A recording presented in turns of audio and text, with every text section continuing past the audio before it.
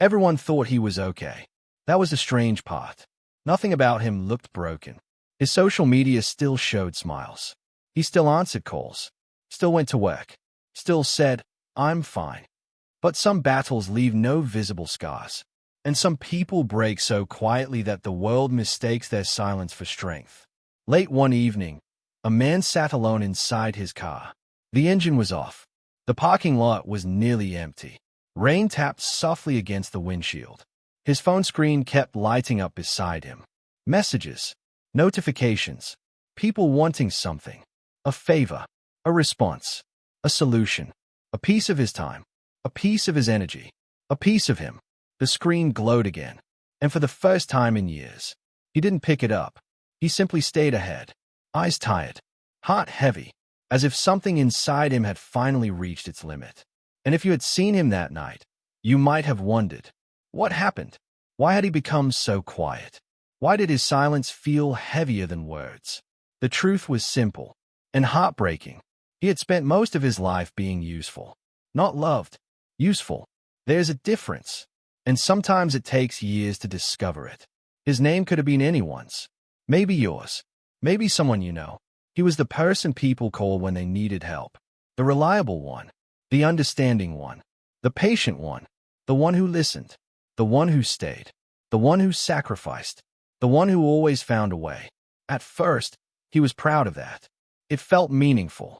Being needed felt like being valued. Being available felt like being important. Every thank you became proof that he mattered. Every favor became evidence that people cared. Or so he thought. Because when you grow up craving acceptance, usefulness can become an addiction. You begin confusing service with love. You begin believing your worth depends on what you can provide. And without realizing it, you slowly disappear inside everyone else's needs. Years passed that way. He showed up for birthdays, for emergencies, for breakups, for financial problems, for emotional crises, for last-minute favors.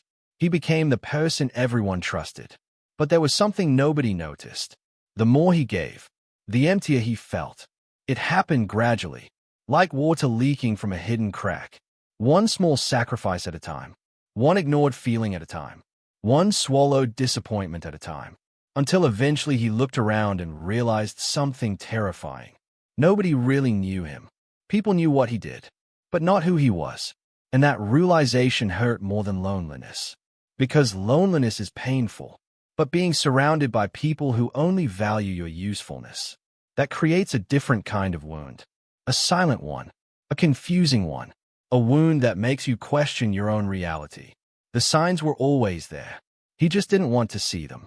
Whenever he needed support, people became busy. Whenever he struggled, conversations changed direction. Whenever he expressed pain, somebody else's problems somehow became more important. At first he made excuses. They are probably tired. They didn't mean it. They've got a lot going on. Kind people often become experts at explaining away their own heartbreak, because admitting the truth feels too painful. The truth was this. Some people loved what he provided, not who he was. And there came a day when life demanded more from him than he had left to give.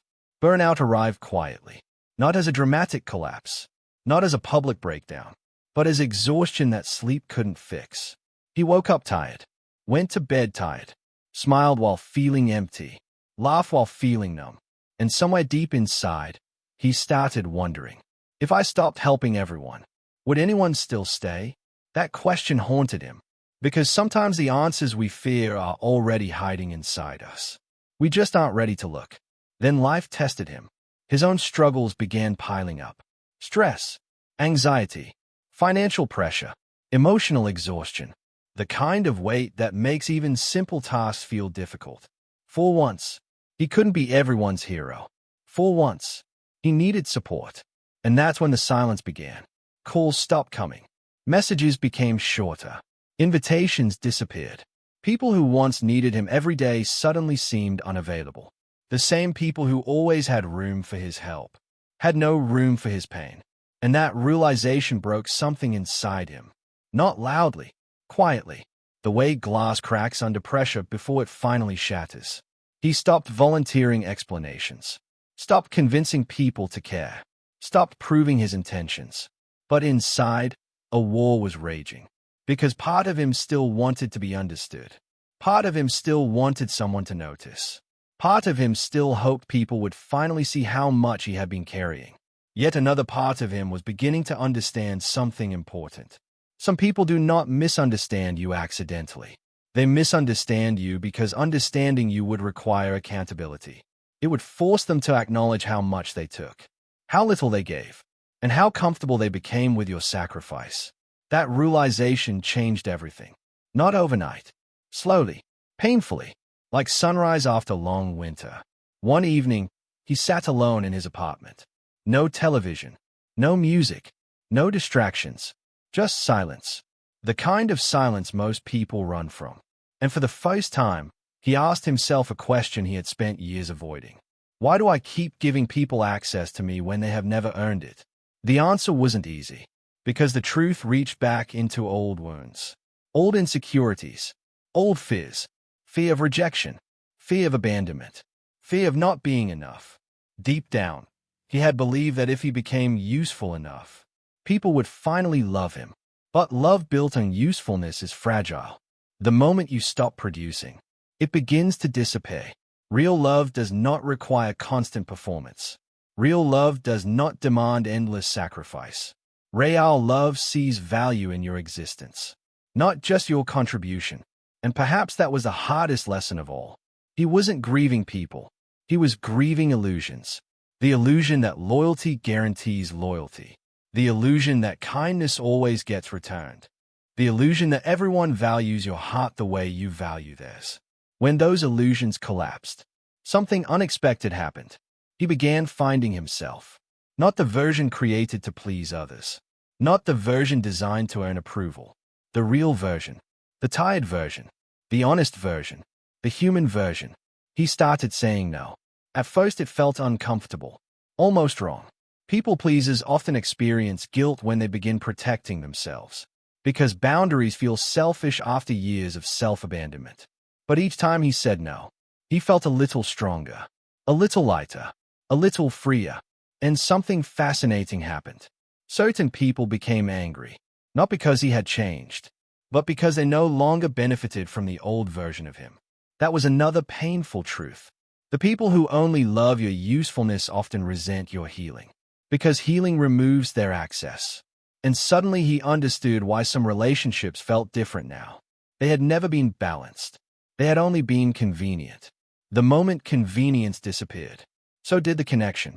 That realization could have made him bitter, but it didn't, because bitterness is another prison. Instead, it made him wiser. He learned that not everyone deserves unlimited access to your energy. Not everyone deserves every explanation. Not everyone deserves every piece of your heart. And that does not make you cold. It makes you healthy. Months passed. Life wasn't perfect. He still had difficult days. Still experienced loneliness. Still battled old habits. Healing is rarely dramatic.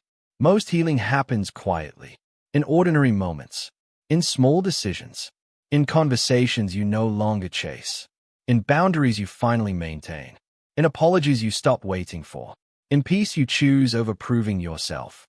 And one day he noticed something remarkable. The silence no longer hurt. It comforted him, because it was no longer empty. It was honest. The people who remained in his life saw him beyond his usefulness. They cared when he was struggling, listened when he spoke, stayed when he had nothing to offer. Those relationships felt different, safer, lighter, real. And for the first time in years, he understood what genuine connection felt like. It wasn't built on obligation. It wasn't built on performance. It wasn't built on sacrifice. It was built on mutual care, mutual respect, mutual presence. The way healthy relationships are supposed to feel.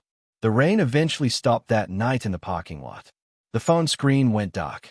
The messages could wait. The demands could wait. The expectations could wait. He sat there a little longer, breathing, thinking, healing. Not because life had suddenly become easy, but because he had finally stopped carrying responsibilities that were never his to carry. Some people break loudly. The world notices. The world responds. But some people break quietly. behind smiles, behind achievements, behind reliability, behind the image of being strong. And often those are the people carrying the heaviest burdens. Maybe that is why this story feels familiar. Maybe you've spent years proving your worth. Maybe you've confused being needed with being loved. Maybe you've exhausted yourself trying to earn a place in hearts that only welcomed your usefulness. If so, there is something important you need to remember. Your value was never hidden inside what you could do for others. Your value existed before the favors, before the sacrifices, before the explanations, before the approval. You do not have to earn the right to matter. You already do. And perhaps the greatest form of healing is realizing that the people meant for your life will not measure your worth by your usefulness. They will recognize your humanity, your heart, your presence, your truth. Because real love does not ask you to become smaller to keep it comfortable. Real love makes room for the whole of you, even on the days when you have nothing left to give. And that was the day he finally understood something that changed everything. The people who only loved his usefulness were never his home. The people who loved his humanity were. And peace did not begin when everyone finally appreciated him. Peace began when he stopped abandoning himself to earn appreciation from people who never truly saw him. Because the quietest victories are often the most powerful. And sometimes healing begins the moment you realize you were never asking for too much. You were simply asking the wrong people.